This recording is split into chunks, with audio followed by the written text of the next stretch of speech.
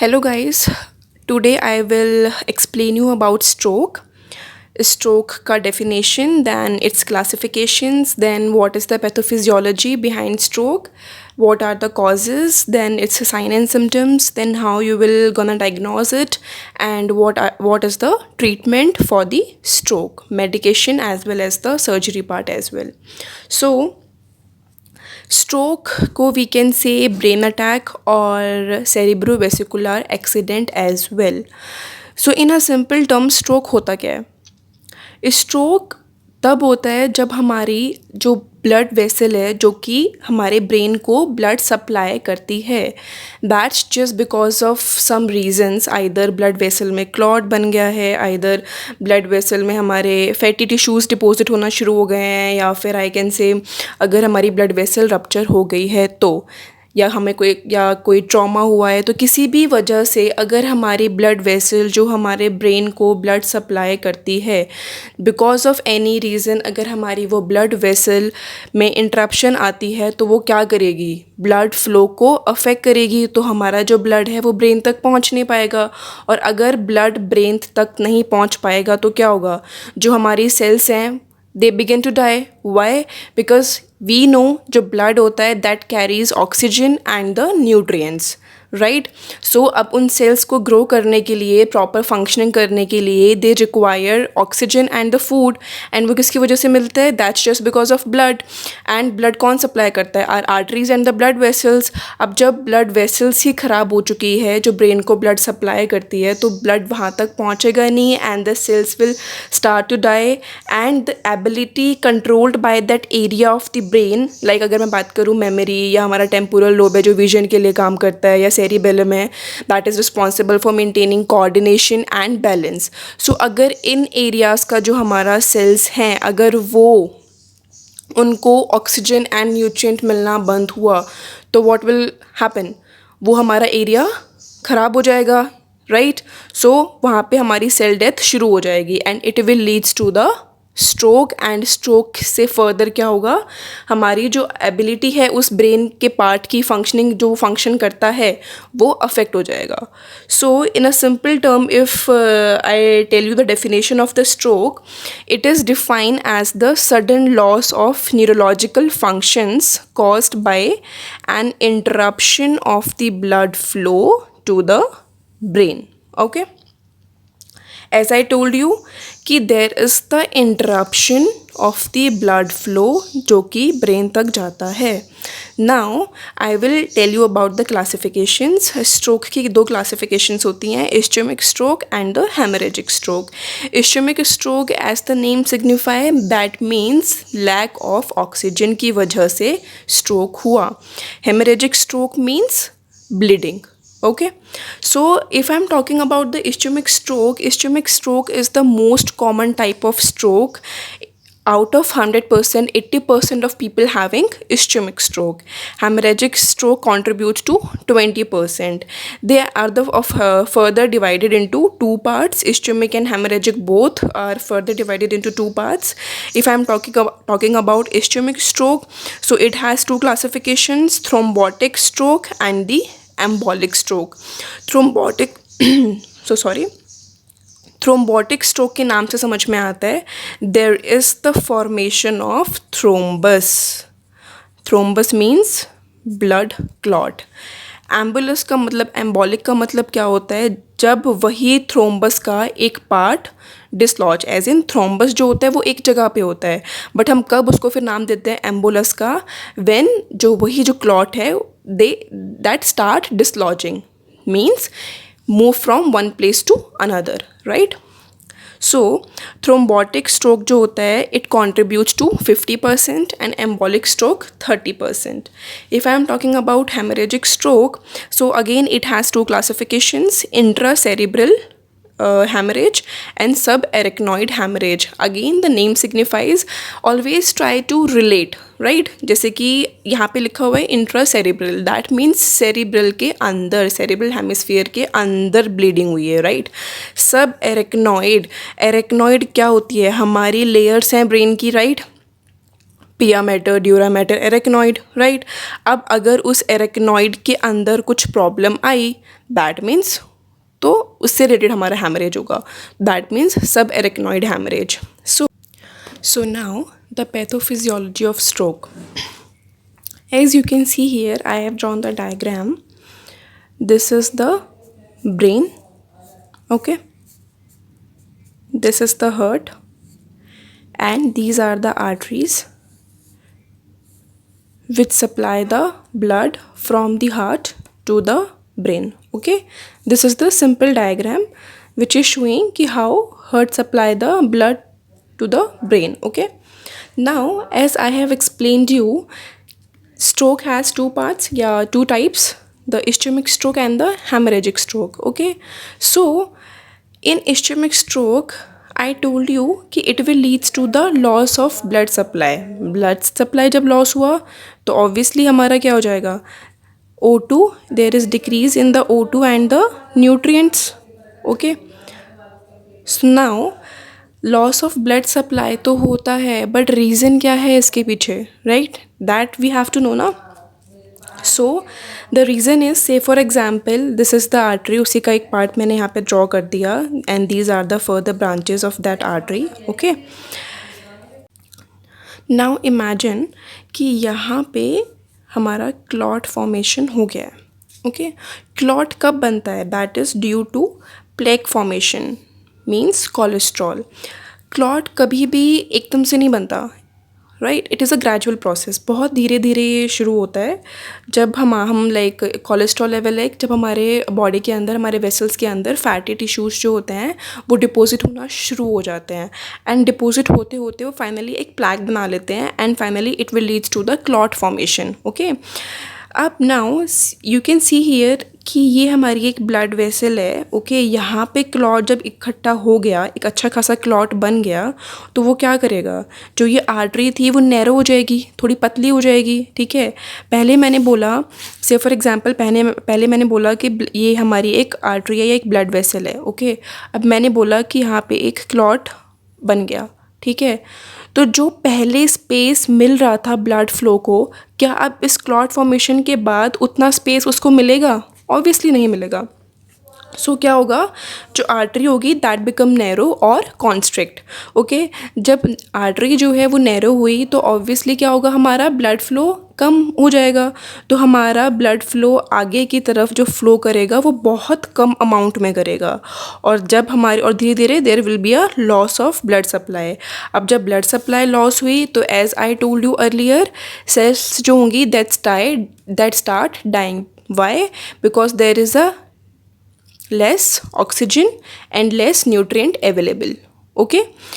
सो यही मैंने यहाँ पे भी क्लॉट बना के शो किया हुआ है कि यहाँ पे अगर हमारा एक क्लॉट बनता है, मीन्स आर्टरी जो कि हार्ट के थ्रू ब्रेन को ब्लड सप्लाई करती है, अगर उस आर्टरी में कोई भी क्लॉट फॉर्मेशन हुआ तो क्या होगा, there will be less flow of blood, and blood जब लेस जाएगा तो there will be less oxygen and less nutrient available to the cells, and cells जो होती हैं that begins to die, okay. जो हमारा ये क्लॉट बनता है इसको हम बोलते हैं थ्रोम्बस, और इस प्रोसेस को बोलते हैं thrombosis, okay. The process of formation of thrombus is known as thrombosis, okay. तो ये तो हमारी बात हुई. तो इसमें मैंने पहले क्या बात करी, इस्चेमिक स्ट्रोक की. इस्चेमिक स्ट्रोक में मैंने आपको बताया था कि टू पार्ट्स होते हैं, थ्रोम्बोटिक और एम्बोलिक, ओके. तो थ्रोम्बस आपको समझ में आया कि कैसे हमारा with the help of plaque, जब हमारे फैटी एसिड्स, वो फैटी डिपॉजिट्स बनना शुरू होते हैं वेसल्स के अंदर, तो वो धीरे धीरे करके एक क्लॉट बना देते हैं जिसको हम बोलते हैं thrombus. So this is the process of thrombosis, and वो कैसे हमारा ब्रेन को अफेक्ट करता है, ब्रेन के सेल्स को अफेक्ट करता है, ओके. नाउ मैंने एक और टर्म की बात करी थी, एक और टाइप की बात करी थी, that is embolic stroke. As I told you earlier, embolus and thrombus में जो मेन डिफरेंस होता है वो ये होता है कि थ्रोम्बस हमें हमेशा एक ही जगह पे लोकेटेड होगा, that can not move from one place to another. But embolus is very dangerous. Embolus can move from the heart toward the brain. It can leads to infection और अटैक्स एंड ऑल, जो हम बात करते हैं, right. सो एम्बुलस क्या होता है, जब भी हमारी कोई जो आरबीसीज वगैरह होती है दैट स्टिकली फॉर्म अडेशंस वगैरह जो फाइनली बना देती हैं. सो इसमें क्या होता है कि it dislodge from one place to other, and sometimes there is a risk because it can reaches toward the brain as well. Okay, so if I compare, though both are dangerous to us, but embolus is very dangerous and it can lead to death as well. Okay, so now yes, one more thing, जब हमारी artery narrow हो जाती है, से for example जो मैंने आपको बताया था कि यहाँ पे मेरा क्लॉट बन गया, ठीक है. अब जो मेरी आर्टरी का जो स्पेस था या ब्लड वेसल्स का जो हमारा स्पेस था तो वो कम हो गया, तो हमारी ब्लड जो ब्लड फ्लो का वो बहुत कम अमाउंट में आगे जा रहा है, राइट. तो अब क्या होगा, इसकी वजह से बीपी राइज हो जाएगा, मींस ब्लड प्रेशर जो होता है वो हमारा राइज हो जाएगा and it will leads to high blood pressure. जब आप ज़्यादा प्रेशर वेसल को दोगे, ज़्यादा लगाओगे प्रेशर, तो क्या होगा, रप्चर्स जो हमारी वेसल्स हैं वो रप्चर हो जाएंगी. ओके, सो अगर रप्चर होती है तो उसको हम बोलते हैं hemorrhagic stroke. Means hemorrhagic stroke में क्या होता है कि ब्लीडिंग हो जाती है, एज इन वेसल्स रप्चर होके it will leads to a bleeding.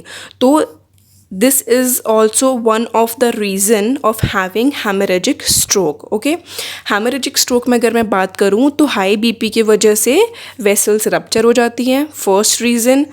Clot की वजह से हमारा बीपी राइज हो सकता है. ये ऑलरेडी जो पेशेंट हाइपरटेंसिव पेशेंट जो होते हैं they are more prone to having haemorrhagic stroke, जिनका बीपी बहुत ज़्यादा हाई रहता है और अनकंट्रोल्ड रहता है. ओके, क्लॉट फॉर्म हुआ तो कैसे बीपी राइज होगा, आई टोल्ड यू, किसी ट्रॉमा की वजह से. And yes, one of the important reason is aneurysm.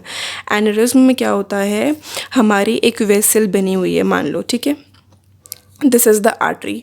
सो यहाँ पे there is the formation of a blister types लगा लो. तो इसमें क्या होता है, it is a ballooning and weaken area in an artery. ये एन्यूरिज्म का मैं आपको एक्सप्लेन कर रही हूँ कि एन्यूरिज्म में क्या होता है कि जो हमारी आर्टरी है वही थोड़ा सा बल्ज हो जाती है, ठीक है. एंड जब वो बल्ज हुई तो ये एक हमारी वीक एरिया होता है, ठीक है. तो यहाँ पे इस एरिया में रप्चरिंग के चांसेस ज़्यादा होते हैं, ठीक है. जब भी कोई आपका ऑब्वियसली बैलूनिंग शेप हो रखी है, वीक बहुत है, और अगर वीक है तो ऑब्वियसली ये वाला एरिया हमारा this is more prone to having like to rupture. So it will rupture. And अगर मान लो से फॉर एग्जांपल मैंने बताया कि जिस भी पेशेंट का बीपी हाई होगा तो अब इस वाले एरिया को तो हल्का सा प्रेशर चाहिए, इसको हल्का सा, ये ऑलरेडी वीक है, राइट, ये ऑलरेडी वीक है, इसको हाई प्रेशर वाली प्रॉब्लम अगर और हो गई, मतलब एज एन अगर इसको हल्का सा प्रेशर भी लगाना पड़ा तो क्या होगा, ये रप्चर हो जाएगी, टूट जाएगी, फट जाएगी, राइट.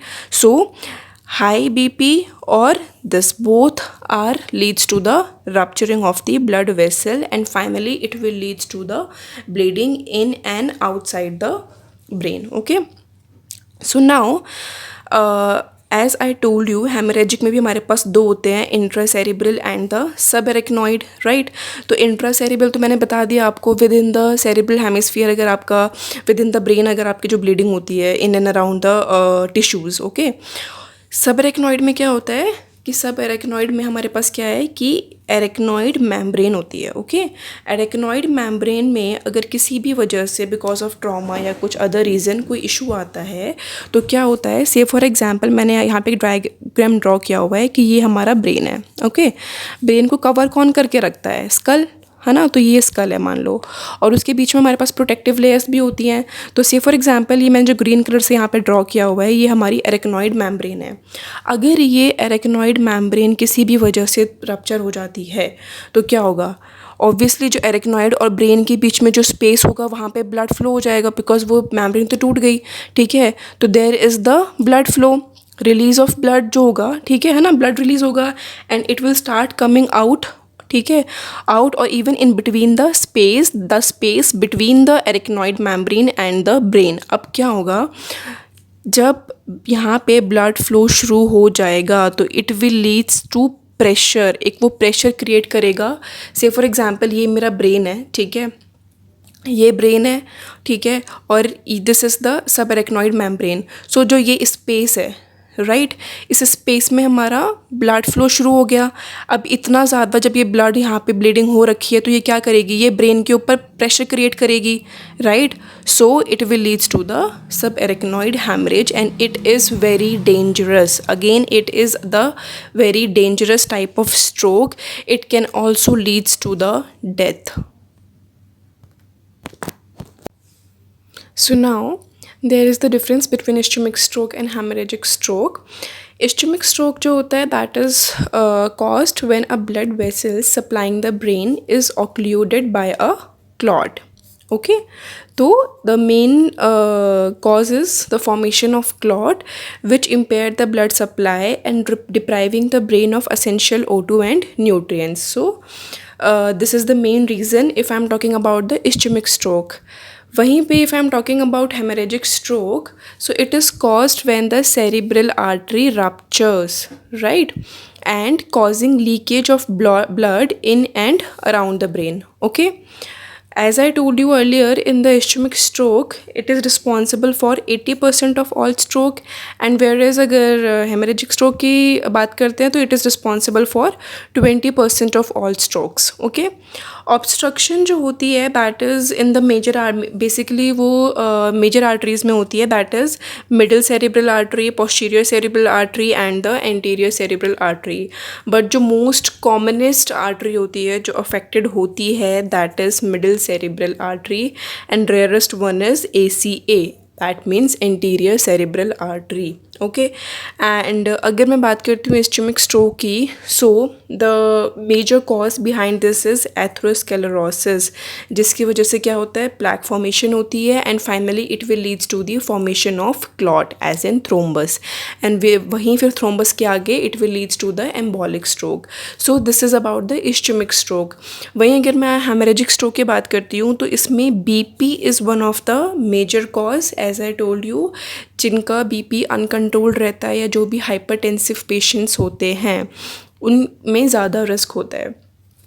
तो इसमें क्या होता है कि patient complain of headache from long time, और वो भी headache it's not about migraine और just because of stress, it is a vesicular headache because हमारी वेसल्स इसमें इन्वॉल्व होती हैं.